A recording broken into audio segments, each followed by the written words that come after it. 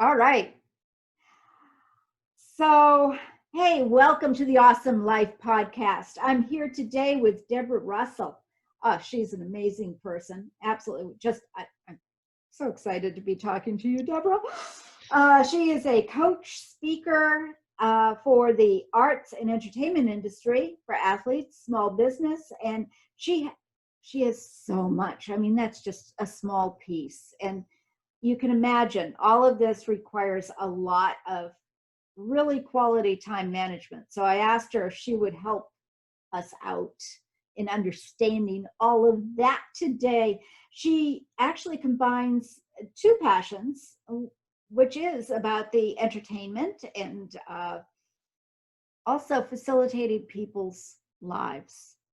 And she's going to share with us a little bit more about all of that. So I could go on and on and on. I mean, this goes on. So, all right. I'm blushing. Amazing lady from,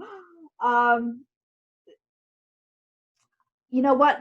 I think it's best coming from you, Debra. I think you are amazing in every way, shape, and form. And I am so excited that you are here. And yeah, that's one thing so many people say, I just don't have the time. And oh, I can relate. Yeah, so welcome, Debra Russell. Thank you for having me. Tell us a little bit more. I mean, I couldn't even go into all of these.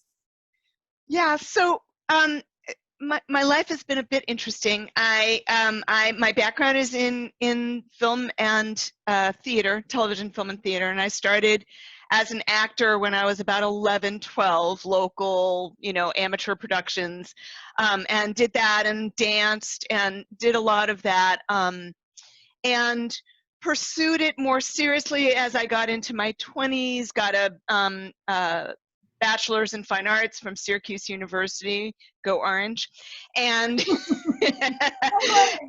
and then moved to LA to pursue becoming a producer-director, which was my dream. And I pursued it. I worked my way up from production assistant to script supervisor, had an investor ready to plunk down $50K for my first feature as a director, which back in the 90s was a fair chunk of cash. And I got sick. And I got very, very sick for a very, very long time. I have something called myalgic encephalomyelitis. I was bedridden for 3 years. I was housebound for a total of 8 years. Oh, Debra. So, and I knew that I could never go back to film. Because if you're a producer director, you're looking at 17-hour days, 7-day weeks, especially when you're filming. And there's just no way, even today, as well as I am today, there's no way my body would support that. So I knew, like an athlete who has a career-ending injury, now what? And I will tell you, I wandered around for a while kind of going, now what? And I did a little of this and I did a little of that as much as I could, as I started to figure out the ways that I needed to manage my illness and promote healing. And coaching discovered me through an amazing series of serendipity, which would take our whole time together, so I'm not going to share it right now. But another time. Yeah, over a scotch one day, I'll tell you the story. And but when I discovered coaching, or when coaching discovered me, I just was like, oh, this is perfect for me. It was kind of miraculous in a lot of ways. But I will tell you that when I first started looking at coaching as, okay, let me research this, because at the time, this was in like 2000, I'd never heard of coaching. Nobody I knew had ever heard of coaching, but someone I'd worked with came to me and said, this is who you are. You could be making money doing this. I'm like, I could be making money doing this? That's interesting. But at the time when that happened, I was able to be functional about 5 hours a day. And I'm talking total. That was it. The rest of the time I was in bed. And that's to do everything. That's to, make a little money with some part-time jobs. That's to do my laundry, do the dishes, cook for myself, pay my bills, whatever. It was everything. So you were totally on your own. You didn't have anybody to pick up the pieces. No one was taking care of me. I was single when I got sick. And let me tell you, being bedridden is not a place to start dating from. Makes it a little challenging to meet people. It was not the time to be focusing on that. And so, yes, I pretty much took care of myself. My parents helped out tremendously. Thank God for them. And, and I did actually end up moving back in with them, but my mom worked full time. My dad worked full time. I was even living with them. I was on my own. I mean, mom cooked, but that was pretty much it. Right. And I was in my 30s. I wanted to get out of my parents' home as quickly as possible. Yeah, it's hard to go back. It's hard to go back. Anyway, so I really, when I started working with a coach because I wanted to find out what is this coaching thing. And so the first thing I worked on was time management because I didn't have very much. I didn't have very much time and I needed to make it really count. Well, it's our only non-renewable resource is time. Everything else, we can always have more, but time is gone. Yep. I work with a lot of clients on setting up business systems, setting up, organizing their lives, and I call time the meta system because everything else has to live inside of it. And if your time management doesn't work, nothing else is going to work very well either. You'll end up thinking about work when you're with your family, thinking about your family when you're at work, right? Sound familiar? Because you don't have a system that you can trust. It's not that we don't all have time management systems. We do. They just don't work very well.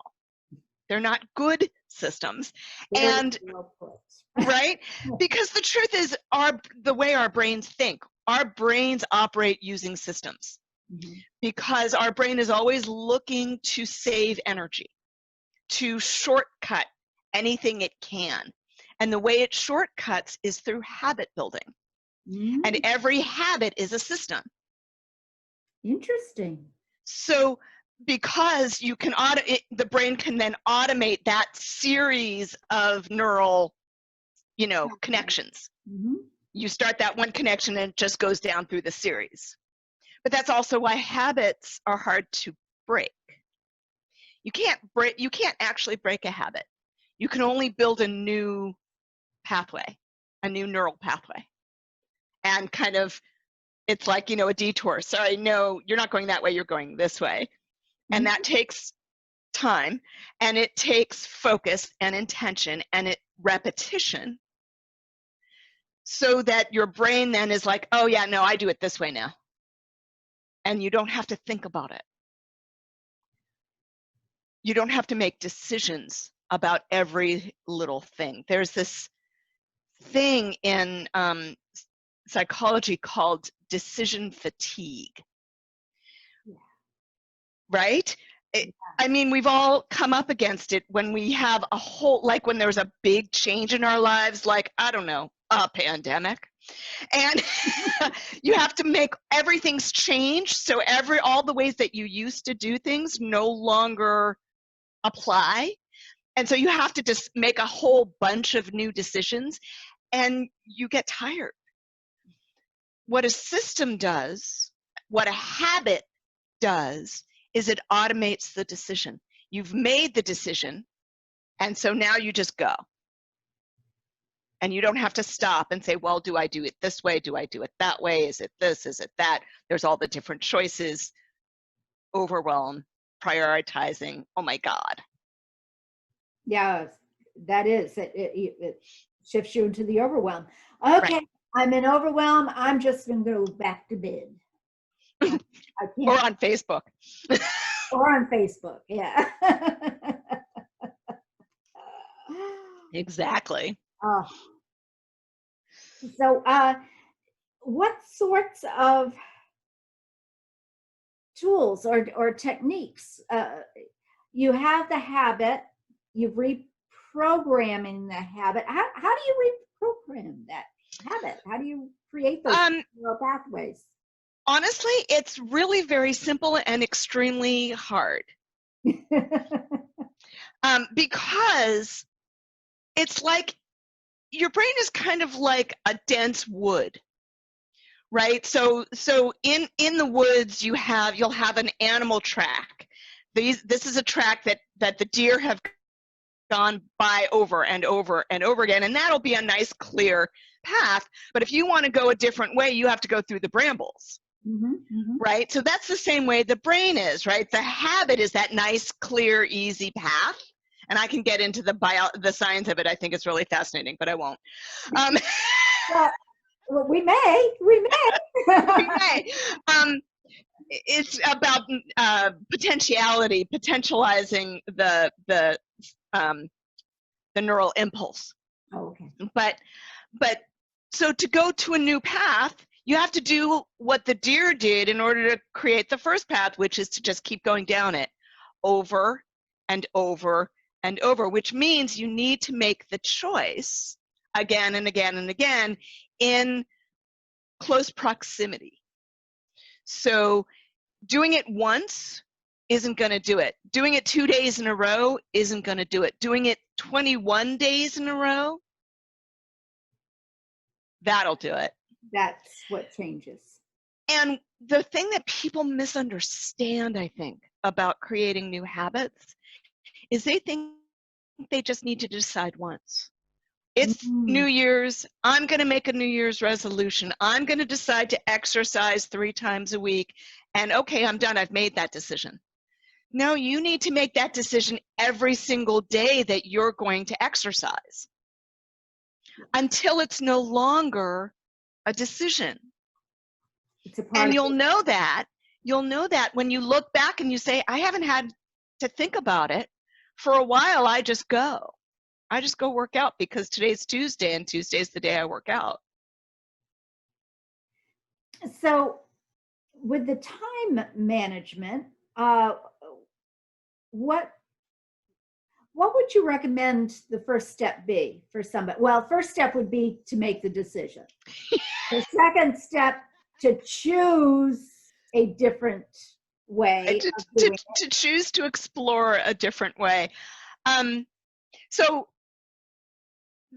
I would say that the first step is to figure out what your systems are currently. Okay. How am I making decisions around time, around tasks, around my prioritizing, around the choices I make? How am I currently making those decisions? And that takes some introspection, because a lot of people will take a course in time management and then they'll try and impose this new system that came from someone else, from someone outside of them, that operates the way they operate. And they'll try and force their round peg into that square hole, or square peg into that round hole, whichever. And so it'll either fit and be really too loosey-goosey, or it'll just won't fit at all. And they'll try it for a couple days and it doesn't quite work for them, so they quit. This happens all the time, right? The way I work with people is that you have your own unique, organic way of operating in the world. And if you try to impose somebody else's idea of a good time management system,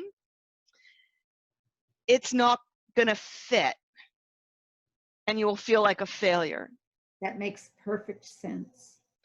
So the first thing is to figure out what is your organic, authentic way of being. How do you like to operate in the world? Do you like to sleep in and stay up late, for example? I work a lot with artists, and a lot of them are touring musicians. And so they'll have a gig and they're not home until 3 o'clock in the morning. and then they'll try and get up for work at 9 a.m. I had this client who would do that, and I'm like, you work for yourself. Your day job is website design. Why are you trying to get up at 9 a.m.? Mm-hmm. He's like, well, I don't know. It's the way to do business. I'm like, why? Why is it your way to, why? It may be someone else's way to do business, but they don't need to know that you're not getting up at 9 because you were up until 3 o'clock in the morning, that you go to bed at 3 in the morning, you get up at 11 because that's a nice, good 8-hour sleep time. Mm-hmm. You're not available until 1. Sorry. These are my hours. No one needs to know what you're doing in the morning. Exactly. I mean, yeah.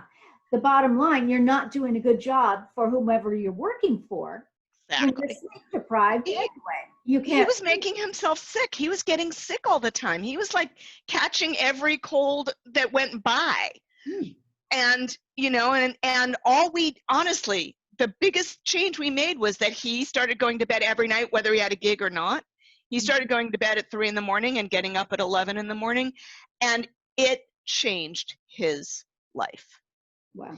He became more productive. He became a lot happier. And, you know, all of a sudden, everything else started to work. So it can be like a relatively small change. That's right. But you have to figure out who you are. At that point, I'm going to ask you to hold. They're delivering a lawnmower. I'll edit this out. Yeah. Go do what you got to do.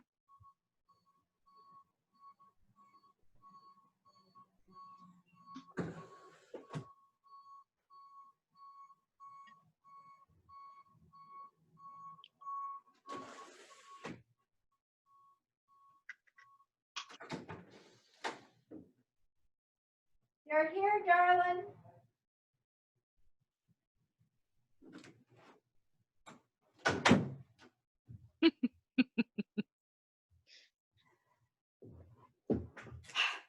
Sorry about that. You're fine. It's fine. Okay. All righty. So, I'm sorry. Do what you got to do to get recentered. It's good. I'm fine. I didn't expect them. People don't realize that they could turn 16 tractor trailers around in our dooryard without any issue. So this guy is driving down a 500-foot driveway backwards. Oh, Jesus. With this humongous truck. So, all righty. Yeah. So, may I impose and get real personal here? Yeah, please. Debra? So, when you knew that you could not function more than 5 hours a day, maximum, and not all in a row. Right. What did you do to change your time management so you could do everything that you needed? So, first of all, you have to know that I didn't start with 5 hours. I started with about 30 minutes a day that I could be functional because I was bedridden. Yeah. Right. So maybe I got one meal and, you know, on a good day, brush my teeth. That was where I started from and kind of worked my way up from there. Congratulating yourself each and every time you were able to brush. Each and every time. My gratitude journal saved my sanity. I wrote it every night. What I was grateful for, and one of the biggest things that really shifted things for me and allowed me to operate in a way that allowed me to get better instead of getting a little bit better and getting then sick again and getting a little bit better and getting sick again, which is what happens for a lot of people with this illness because they try to restart their life as soon as they start feeling a little bit better, and then so they get sick again, and it just doesn't work. I redefined what accomplishment means. Interesting. And so I began putting my rest periods on my to-do list. And so every time I had a rest period, I got to cross it out and celebrate. Look, I'm resting. So that resting became an activity that was on my way to a goal. So it started to, so I changed, rather than feeling like I'm being lazy or I'm not good because I'm not worthy, because I'm not performing, I'm not doing. I started really giving myself a lot of credit for the little things, for the little accomplishments. And that was life-changing. It's the smallest adjustment, and it was absolutely life-changing. And so I do that with my clients. I'm like, we need to celebrate every little accomplishment, like it's the big goal, and we get happy feet and we get to dance and celebrate. Because if you don't, you burn out. If you only allow yourself to celebrate the big goals, that's a recipe for burnout, because inside you've got that small voice, that small child that knew that they couldn't go out to play until they finished their homework, or whatever message you got as a small child about getting your work done. And that small voice just is like, well, when do I get to play? When am I enough? When is it enough? And instead, we don't celebrate, so we just keep pushing and pushing and pushing. So we have to celebrate. We have to celebrate. So one of the things that I have my clients do in their time management system is at night, before going to bed, they write 3 gratitudes, 3 things they're grateful for. They can always write more, but it's at least 3 things they're grateful for. 3 things that they are proud of from the day. 3 accomplishments. And they don't need to be big, and it's not just another way to check off your to-do list.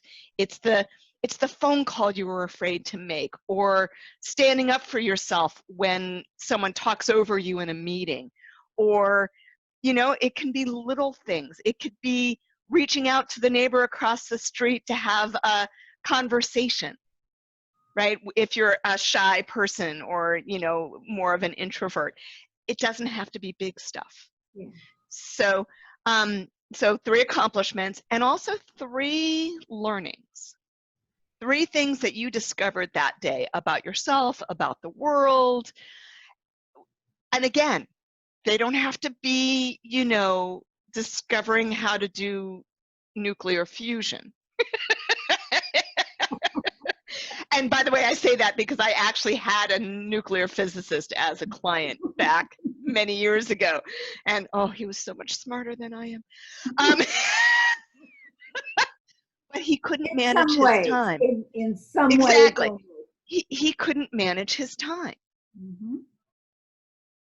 And as a result, he didn't turn his projects in on time. He didn't respond to requests from clients in a timely manner, because he just didn't manage his time well. By the time I was done with him, he managed his time really well, and he got a job in a major laboratory, like one of the pinnacles for a nuclear physicist, because they knew they could count on him. That's really key, isn't it? Because if you don't manage your time, how can anybody count on you? Because you're not going to finish things. You're not going to keep your promises. And it's important to keep your promises not only to others, but to yourself. Oh, gosh, yes. Thank you for saying that. That's so true, because every time you don't keep a promise that you make to yourself, you chip away at your self-esteem. All you're saying to yourself is, I'm not as important as everything else. And it's like water wearing away the stone. It just keeps chipping away at that self-valuing. And it's interesting, because you don't even realize that you're doing. I did it myself. I recognize it. My time management left a lot to be desired. Someone very close to you, right? Someone very close to you. Yes. With you 24/7. Yeah, it was like, okay, this is something I really want to do. This is something I really want to accomplish. But no one cares if I accomplish it. So why bother? Right. It always gets pushed. It's not even so why bother. It's just not as urgent Yeah. as that thing that you promised to someone else. And that's one of the reasons it took 3 years from the time I thought about doing a podcast to actually putting it out there. Yeah. It is finally, this is stupid, Karen. Just do it. Just do it. Nike. Well, I'm very proud of you. Thank you for being my guest, because you are absolutely amazing to have gone through total bedridden, really, to where you are now, able to function so well because you have laid out boundaries for yourself. I think it also Correct. requires boundaries. Do you ever use what I think it's called the Pomodor Method? I'm not familiar with that. Tell me about it. Which is basically setting a timer. Oh, yes. Though very often I set a timer that is external, meaning I have a momentum partner. Oh. And she's also self-employed. She's a professional photographer, fine art photographer, very, very talented person. And also she teaches at a couple of different universities, fine art programs for photography. And we talk at the top of, not every day, not every hour, because she's on the West Coast, I'm on the East Coast, so the scheduling's a little bit different. Some days she teaches, some days I'm coaching, whatever. But we talk at the top of the hour. And it's a 2-minute phone call. It's rarely longer than 2 minutes.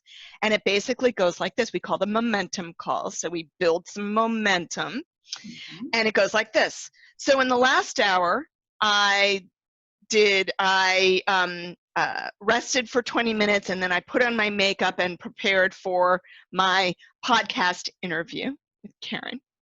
And in the next hour, I'm going to have my podcast interview. Ooh. And then, the following hour, so my interview went fabulous. It was really fun. And in the next hour, and I just declare what I'm going to do next. Sometimes what I'm doing next is having lunch. Sometimes what I'm doing next is taking a rest. Sometimes what I'm doing next is making 5 phone calls or writing a blog post or whatever it is I'm working on. There's no processing, there's no holding accountable, but I have to actually say what I'm going to do. So by putting it out there and committing to somebody else, yep, this is what really is helpful for you. And it's also, it's not just making the commitment, because you know what? She doesn't care if I get on the phone and say, well, that didn't go the way I planned. Because that happens, right? You get interrupted, or you realize you'd forgotten something that really actually is a higher priority than what you had said you were going to. I mean, that stuff happens. It's life. Right, it's life. But there's something about having to make the clear, expressed decision of what you're going to focus on. So I have to think about it before I get on the phone with her and say, what am I going to do in the next hour? One of the hardest parts about being self-employed is there's no structure, right? The day is 7 hours of whatever I want it to be. So what do I want it to be? It could be anything. And that can be really hard. It can be. So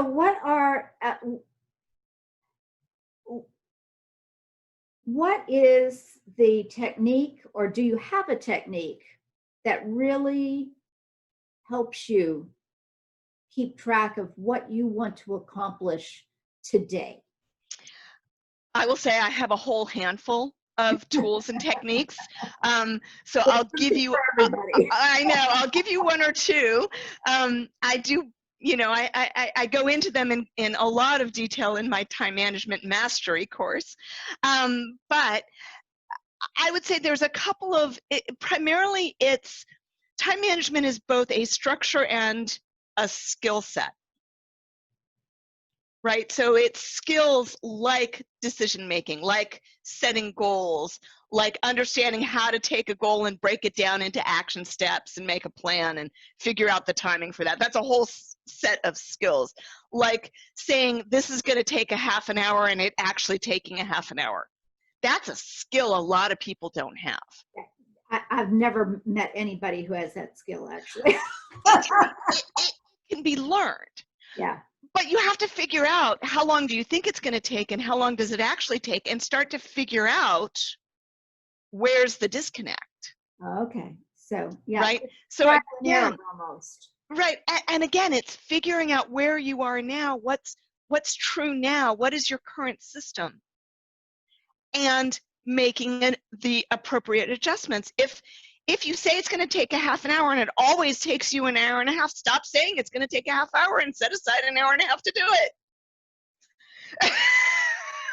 Stop setting yourself up to lose. Yeah. Yeah. Right? So understanding that it is both a structure and a skill set, and working on both is really important. I think a big mistake people make is to operate from a task-centric versus calendar-centric focus. In other words, you look at your day and you have this big, long, honking list of tasks that have no organization, they're not prioritized, they all look equally important to you. And not only that, in order to decide what you're going to do in the next hour, you have to read the entire list, which is overwhelming and terrifying and depressing. And by the time you figure out what you want to do, half the hour is gone. Right? So what I recommend you do, yeah, does this feel familiar? It does. I can help you with that. I need you, Debra. Everybody listening needs you. Instead, if you do time blocks, and a lot of different time management experts talk about blocking out time. If you do time blocks by category instead of by task, in other words, what are the categories of your life? You know, you've got work, finances, family, spirituality, you know, whatever the category, and that's something I help my clients figure out. What are the big buckets in their lives? And then if they're self-employed, there's also, and I teach this in my business management for the creative mind class, 5 hats of the business owner. There's creative, marketing, sales, admin, fulfillment, and vision and planning. I do that as the pinky because it gets the least attention. Poor thing. And so if you take those categories and you organize your task list by category, and then you slot the categories into your day and you say, okay, today I've got 2 hours for marketing. What's in my marketing to-do list? And you don't look at anything else for that 2-hour slot. What's that 2-hour slot? All right, I'm going to write a blog post and then I'm going to follow up with 5 people in the second hour, or whatever it is. Great. Because it's marketing. So you actually allot in your calendar, almost, you allot X amount of time for the marketing, X amount of time for my kid's baseball game, X amount. Oh, I love it. Look at that. So I really, really like structure. It's actually a laid out plan. It's it's a time map. And this, by the way, is from the brilliant Julie Morgenstern, author of Time Management from the Inside Out, and we bow down to her brilliance. I don't want to take credit for something that's not mine. I've turned it into mine by the ways that I, adjust it. But, Stephen Covey, there's a half a dozen of really, really brilliant time management experts, and I'm a big eclectic, one from column A, one from column B, and then I kind of fit it all together in the way it works uniquely the way that I work. And you will notice that there are rest breaks every day. There are rest breaks at various times throughout the day. They have to be, because that's how I manage my illness, right? But you'll also notice that admin is a category, product development is a category. I'm not saying what I'm doing during that time. It's just the category that needs to be looked at and taken care of. Exactly, during that time. I'm sorry, go ahead.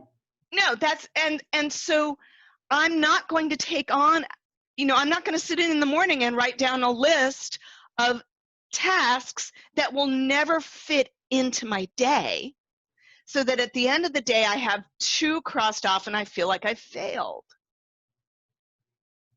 Instead, at That's the the end of most the day, important. You have to feel great about what you, not just good, but awesome. You yes, accomplished what you set out to do. So yes. I'm taking notes here. Oh, it's That's what I'm doing here. And you can see this on Conversations with Debra Russell on my YouTube page. So all of these things that are being shown, you can swing over there and see. But right. Sorry, we're on Zoom, so it's all video, right? Yeah, I know. I forget. So Debra, how can people get in touch with you? So my name is Debra Russell, DebraRussell. Add coaching to that.com. So it's Debra Russell Coaching, all one word, .com. And I'm very petite, so I don't have any extra letters in Debra. But there are 2 S's and 2 L's in Russell. So this lady is, as you can tell, is very fun. She can make the coaching and time management and anything that she sets her mind to. And if anybody can do it, Debra can help, because Debra has overcome by herself so many challenges that we haven't gone into today. I learned about a lot of them when we were having our interview prior to. So I'm just so, which is why I was speechless when I was introducing you, all the things that you've accomplished. Oh my goodness. So before we go, is there anything else that you would like to share? Yes. Yes, if you go onto my website, DebraRussellCoaching.com, there is a free ebook, the top 5 mistakes, the 5 time management mistakes. And I give you both what the mistake is, what it generally looks like, but also some ideas and tactics or techniques to overcome those mistakes. So hopefully you will find that to be helpful enough to get you started on your road to having mastery over your time management. Oh, fantastic. Well, thank you so very much, Debra.